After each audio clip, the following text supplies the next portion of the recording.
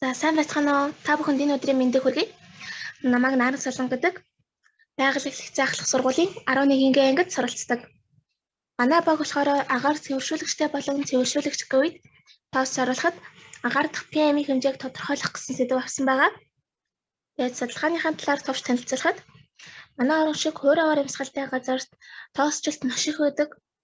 Тэмүүн хүмүүс өдөр тутамдаа хийж байгаа үйлдэл болон амьдралын хэм маягаас шалтгаалаад байнга тоосон цэртэй орчноор хүрээлэгддэг. Гэвч тухайн тоосон цэрийн хэмжээ нь орчинд яг хэрэг тархсан мөн бидний эрүүл мэндэд яг ямархуу сөрөг нөлөө үзүүлдэг талаар төдийлөн сайн мэддэггүй. Харин бид энэхүү судалгаагаараа цэвэрлэгээ хийх үед агаар дахь тоосон цэрийн хэмжээ хэрэг байдаг мөн агаар цэвэршүүлэгч хэрэглэхээр яг сайн үр дүн гаргаж чаддаг юм болов уу гэдэг талаар бодит түн шинжилгээ хийж харуулахыг зорьсон байгаа. Тэгээ бидний таамаглалаар болохоор цэвэрлэгээ хийж байх үед өрөөний агаар дахь PM-ийн хэмжээ энгийн үеийнхийг бодвол арай илүү өндөр байна. Яагаад гэвэл цэвэрлэгээ хийх үед өрөөнд маш их хэмжээгээр тоосон цэр тархдаг. Бидний туршилт болохоор 2 өдөр хийгдсэн. Тэгээ бид туршилтандаа Zerch Devil тоос орогч, Mi Air Purifier агаар цэвэршүүлэгч, PM хэмждэг под төхөөрөмж ашигласан байгаа. Хэмжилтийг 2 өдрийнхөө өмнө өрөөг цэвэрлээд өрөөний цонхыг нээж яг ижил орчин бүрдүүлэх тал дээр анхаарсан. Мөн туршилтыг 2 өдрийн маань агарын чигшил болон температур яг ижил байсан. Энэ ч гэсэн манай үр дүн дээр ижил байгаа нь харагдсан. Туршилтыг 2 өдөр болохоор эхлээд под төхөөрөмжөө 1 цагийн турш халааж суурь амжилттай хийсэн. Дараа нь болохоор 20 минутын турш тоос орогчоо ажиллуулж цэвэрлэгээ хийсэн.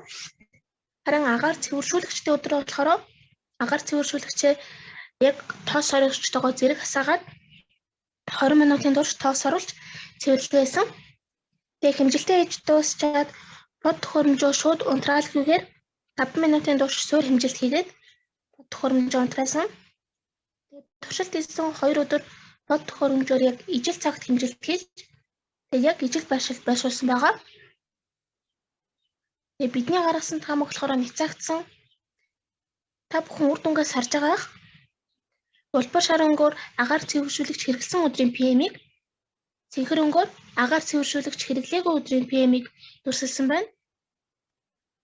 Энээс харахад агаар цэвэршүүлэгч хэрэглэсэн өдрийн PM-ийн хэмжээ хэрэглээгүй өдрийн PM-ийн хэмжээнээс арай илүү өндөр гарсан. Яг энэ үр дүнд болохоор гадаад орчин дахь PM-ийн хэмжээ нөлөөлөөгүй.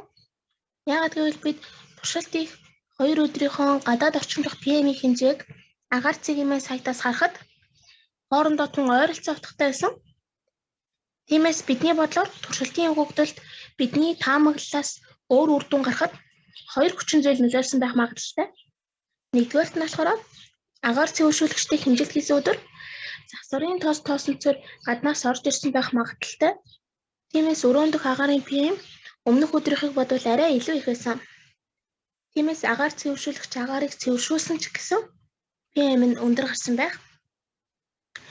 Тэгээ графикаас харахад болохоор улаан сумаар хамгийн өндөр PM-ийн утгыг, цэнхэр сумаар хамгийн бага PM-ийн утгыг дүрсэлсэн байгаа. Тэгээ агаар цэвэршүүлэгч хэрэглэсэн өдрийн хамгийн эхний өгөгдөл дээр хамгийн өндөр утга гараад хамгийн сүүлчийн өгөгдөл дээр хамгийн бага утга гарсан. Тэгээ үүнээс харахад болохоор агаар цэвэршүүлэгчээс гарсан уурыг манай под төхөөрөмж бохирдол гэж хүлээж авсан байх магадлалтай. Яагаад гэвэл агаар цэвэршүүлэгч хэрэглэсэн өдрийн хамгийн эхний өгөгдөл дээр хамгийн өндөр утга гараад тэгээд агаар цэвэршүүлэгч маань агаарыг цэвэршүүлсээр байсан болохоор өгөгдлүүд маань буурсаад хамгийн сүүлчийн өгөгдөл дээр хамгийн бага утга гарсан. Тэгмээ бид болохоор туршилтаа яг 20 минутын туршил хийсэн. Тиймээс бидний ингээд агаар цэвэршүүлэгч маань яг бүрэн хүчин чадлаараа ажиллаж хараахан амжааг байх. Тиймээс дахиж яг энэ туршилтыг хийхээр бол нэгдүгээрт орчны PM-ийг ижил байх тал дээр анхаарах. Хоёрдугаарт агаар цэвэршүүлэгчээ под төхөөрөмжтойгоо яг зэрэг хасаах. Эсвэл 1 цагаас багагүй хугацаанд хэмжилтээ хийх тал дээр анхаарна.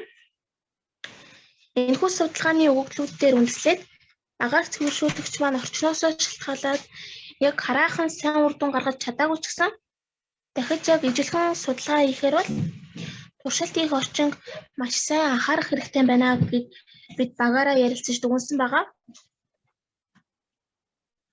Тэгээд 2 сар гаруйгийн хугацаанд бидэнд хичээл зааж бүх мэддэг чадвараа хуваалцсан ментор огш Ганболор болон их манлай огштой бас Public Lab Mongolia-гийн хамт олонд бүгдэнд нь баярлалаа гэж хэлмээр байна.